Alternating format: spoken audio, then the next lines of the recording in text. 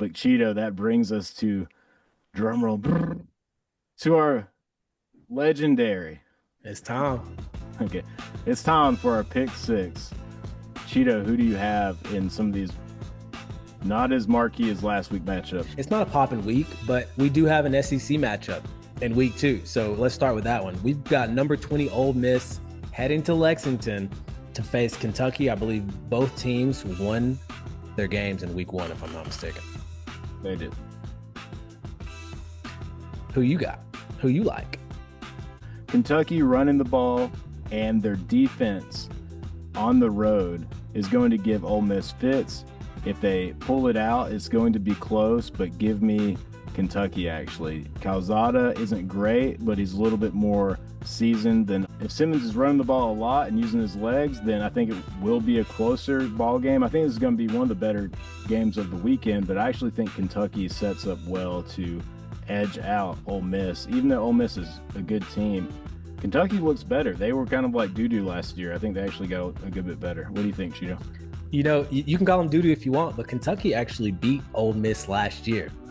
I think Ole Miss is looking to get their lick back this week. They are the number 20 team, as I mentioned, but Austin Simmons, he could bud into the next, maybe not premier quarterback in the SEC, but in a Lane Kiffin offense, you can do some stuff. He's dual threat. We saw a little bit of him when they beat us, when he came in after Jackson Dart after the game was, I think it was a goal line situation. Don't sleep on Ole Miss this year, but definitely not this week. Give me the upset. Get their lick back in Lexington.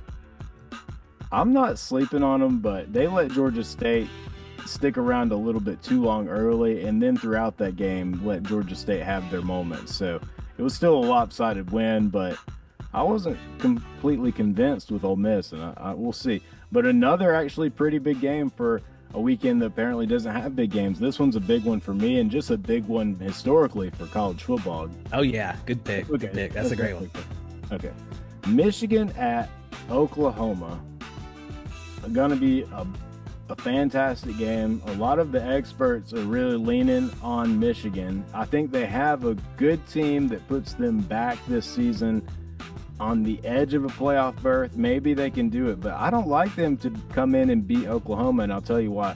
Oklahoma has been getting better and better and better under Brett Venables, who has been to the mountaintop. He's got some championship DNA. He did it with Clemson over and over again. He's basically a Kirby Smart, the closest thing to Kirby Smart outside of Kirby Smart. The only difference is he went to a shit show at Oklahoma. He did not inherit a pretty solid off-year program at from Mark Richt at UGA, which had a lot more stability. At Oklahoma, not so much. I think he's gotten these boys turned around, but John Mateer is the real deal. His tape is sick. He was leading all of FBS in some quarterback production categories last season. I think people are sleeping on Oklahoma, and you're on the road, and Brett Venables knows defense. Ask Alabama how this goes. Give me Oklahoma over Michigan. Not in a dominant win, but in a pretty solid, convincing fashion. Cheeto, are you in concurrence, or are you going blue on that one? No, I'm going Oklahoma all the way for all the reasons that you listed. But let me just say this right now.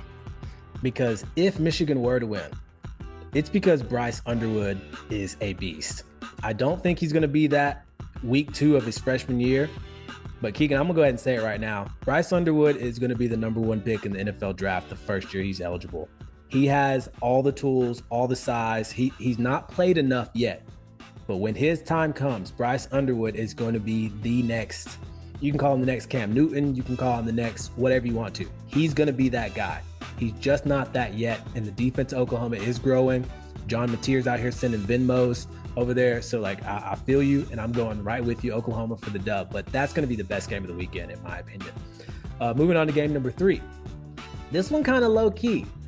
And unless you watched USF bust up Boise State week 1, South Florida traveling to Florida to face off the number 13 Gators, I think this one's a sleeper. And I think the Bulls, if their pass rush can get going and they can contain Florida's quarterback, DJ Lagway. I think they have a chance to upset the Gators that are ranked ridiculously high. And they're about to go on this run of one of the craziest schedules you have ever seen in college football. So Florida's desperate to get this win because they're probably going to lose the next 4 or 5. But I think this one's an upset alert for Florida. What do you think? Well, University of South Florida has been a team that has just continued to pop up on people's radars. Like every year I'm just ready to ignore them, and every year I end up talking about the University of South Florida. So they're doing something right. But I kind of have they got athletes down there.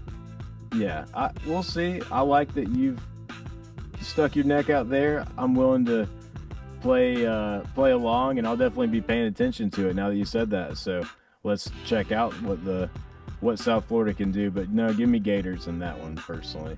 And the game I have here, a group of 5 versus SEC game. We got Arizona State traveling to Mississippi State. So this is a kind of I would say awkward out of conference game. Tempe is an awesome place. So if you guys get a chance, check out Arizona State. Tempe's just right outside of Phoenix. Super cool area. Pretty much love it. But I'll say that their football team is it's been lacking for the last decade or so, but Arizona State is privy to a lot of high profile transfers, and they have some money in Arizona State. I don't know if y'all have noticed, but they have basically like them, Grand Canyon University, that's another Arizona online school, maybe the VRI, but which isn't actually a real school. But Arizona State, I think, has pretty much cornered the market on online school. I don't know if it's a strategy for growing the alumni base, growing all the football fans, but it wouldn't be a bad strategy. But anyway, that said, all the online Arizona people alike, I think it's going to be a close game. I think Mississippi State takes this one, but I actually really like Arizona State to come in and make a splash because they got nothing to lose. Mississippi State kind of sucks, and it's the transfer portal era, so it'll be a fun game. It'll be a surprising kind of random game that you'll be checking out. But Chito, do we have any smoke on Mississippi State taking an L to Arizona State? Just coming out of the preseason, I don't know a whole lot about either team. I know Arizona State's coming off a really good season, so I'll just give it to Arizona State in that case. Until Mississippi State shows that they can beat competent opponents, I'm just going to assume that they can. So, I think so that's 4. It will. Another game that I thought was really interesting, and any rivalries, you can always count me in. But we got Iowa traveling to Iowa State. The Cyclones are ranked number 16, and maybe I'm a little bit biased. I had a professor in college who was psycho. God bless her. She was funny, but she was psycho. She was a big Iowa State fan. And surprisingly, people in Iowa, and they love their football. Who'd have thought? They love their football, so it's going to be a big weekend for those fans and for the faithful out there. But give me the Cyclones. What else is going on in Iowa, to be completely frank, just to be fair? You wouldn't think college football, but hey, they love their teams. Another game. Oklahoma State at number 6 Oregon. The Cowboys, great program. Mike Gundy, been there forever and a day. He's 40. Yeah. I'm a man. That's pretty good. But I like Oregon to roll in this one. There's not a ton of big games. Chito, do you see any drama happening over there in Eugene? None at all. Okay. No, they lost their running back who killed it last year, who I picked up in some leagues in fantasy, and Ollie Gordon, who was legit. I don't think they have any player near that caliber this year. I'll learn something if they do, but I doubt it. Do you want to take the next game? Yeah, and the last 2 games that I had, we ended up with some different games this week, but I've got Kansas at Missouri. I think that's going to be a good game. I'm going to go Kansas here because I think Missouri's quarterback got hurt in week 1. And then Vandy is traveling to Virginia Tech. South Carolina just put it on Virginia Tech. I expect Vandy to do pretty much the same thing with the same type of playbook. Yeah, I like Vandy to take Virginia Tech. Any other year we wouldn't be saying that, but with how Virginia Tech has been, out of the 2 coordinators that left Clemson, Tony Elliott's having an even harder time getting Virginia Tech back to doing something, even in the ACC. So I like Vandy to take a win on the road with that. And then my last game I had was Illinois at Duke. Duke is better than they've ever been at football. But Illinois with Brett Bielema has actually really consistently taken strides, taken steps. I don't expect this year to be any different, and I like Illinois taking one on the road at Duke.